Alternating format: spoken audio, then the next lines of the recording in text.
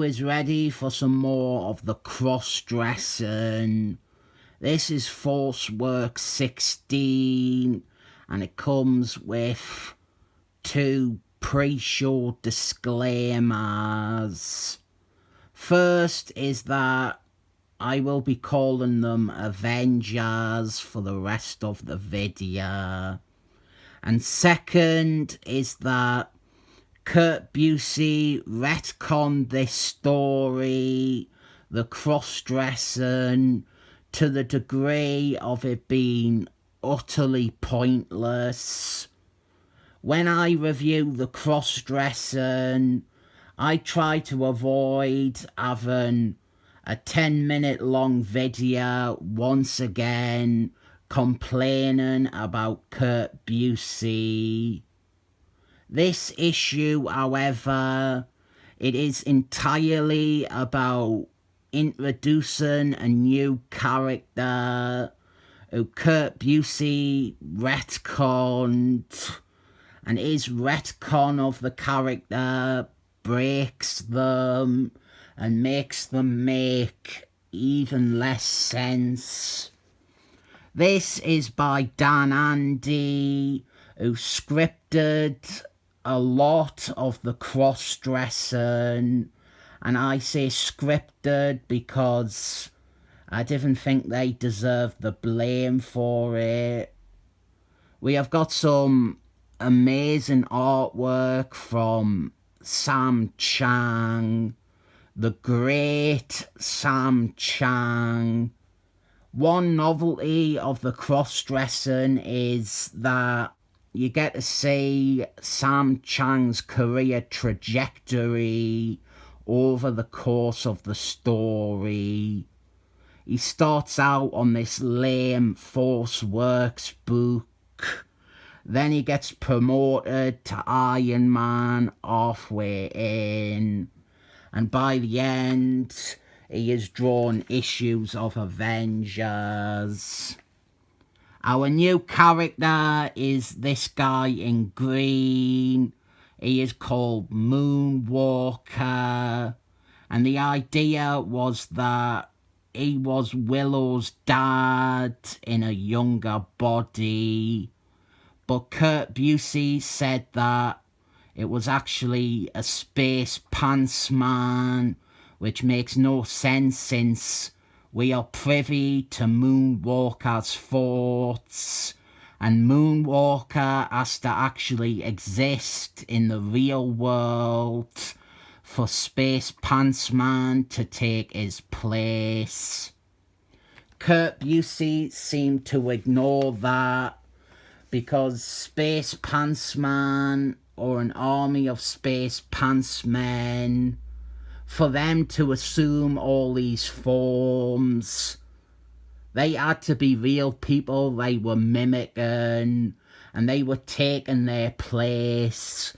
So it doesn't work, because someone like Moonwalker, or the grown-up forms of Charlotte Witch's kids, or even Willow and Swordman, they had to be captured and swapped out with Space Pants Men impersonating them, rather than Space Pants Man shape-shifting into random forms and able to be someone who doesn't exist or who is dead. Really, I could go on for hours about how badly Kurt Busiek broke this already broken story. It is very spiteful retconning from him. He thought this story was stupid because his favourite character, Iron Man, got shit on by it, and so he threw the baby out with the bathwater so that he could refill the bath with his own water and his own baby instead. There is nothing wrong with Moonwalker, or Moonwalker being Willow's dad. Willow's dad hadn't appeared in a comic since the 70s. Bringing him back and revamping him is fine. The rapey elements are not. You see, Moonwalker has shown up out of nowhere, and all the Avengers remember him and think that he has always been a member of the team. He apparently has a relationship with Spider-Girl, and there is some time travel nonsense involved in this, and some rewriting of reality. But basically they all have like false memories of Moonwalker being there, and so this relationship with Spider-Girl is very dodgy. It is part of them fake memories, and so Spider-Girl didn't really consensually enter into a relationship with Moonwalker. Our here is one of the few times Iron Man's new armour from this story doesn't look like a pile of shit. The art is fantastic in this. Sam Cheung, he was pretty good from the beginning.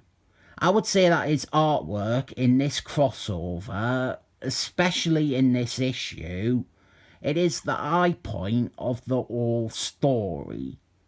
This is like no holds barred, great artwork.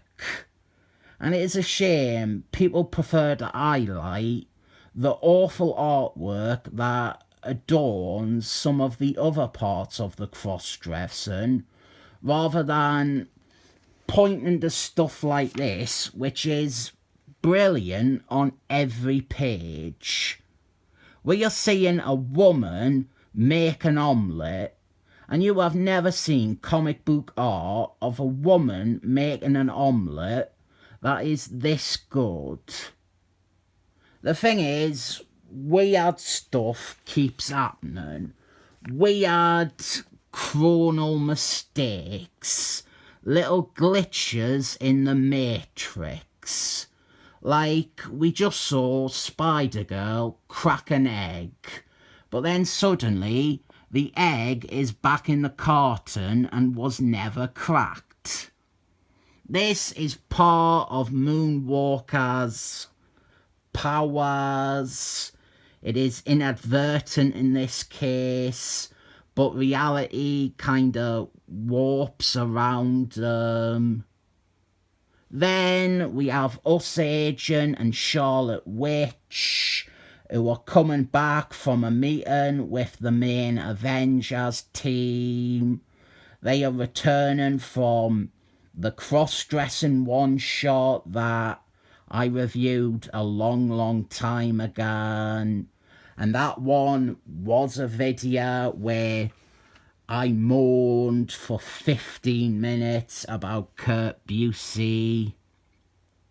The cross-dressing, for all its faults, and I'm not saying that it isn't a fault-filled comic and borderline illegible in parts. Another thing I stand by with the story was that this was the last time u.s.agent was really treated as an actual person by the Avengers. He and his entire role in the cross-dressing, it is really good for his character, and it is well-earned stuff. So Iron Man guns insane. That is the overall idea, with a lot of complicated subplots and secondary characters. It was always intended, it is part of the actual story, that Iron Man was driven insane by Kronos. It wasn't just Iron Man is evil all along. He was manipulated, and even who is controlling him is retconned, because apparently the main enemy of the Avengers isn't good enough as the culprit for the cross-dressing. Instead, we want whoever Kurt Busiek says is their main enemy. I just skipped an entire scene with Sentry to get to my favourite part of the cross-dressing. Charlotte Witch and u.s.agent, they are back from New York. And u.s.agent, he has bought Spider-Girl's daughter a souvenir. This panel, not only is it cute, but for me, in a single image, it shows u.s.agent as a lot more to his character than rah rah right wing, rah rah me gun rights, rah rah vaccination papers are worse than Hitler. The twist ending is gold, but a different kind of gold. This is so bad it's good gold. Spider-Girl's daughter is the only one who doesn't recognise Moonwalker. And it turns out that Moonwalker's reality manipulation power thing, it doesn't affect her because of her childhood innocence. That is the actual explanation, and the only explanation, and it is amazingly bad. I really think automatically hating the cross-dressing because Kurt Busiek tells you to, or because a blog told you that it's bad, or because you think it sounds bad, or you read one part of it, it's really pathetic. I'm not here to say it's actually this misunderstood gem, but there are plot lines and there are issues like this that are a lot better than Kurt Busiek or the Super Mega Monkey website will ever admit. You've got great artwork from beginning to end. You've got ideas that are intriguing at this point rather than messy messes. And you have got u.s.agent giving a little girl a cap as a gift. I'm giving it 7 thumbs up.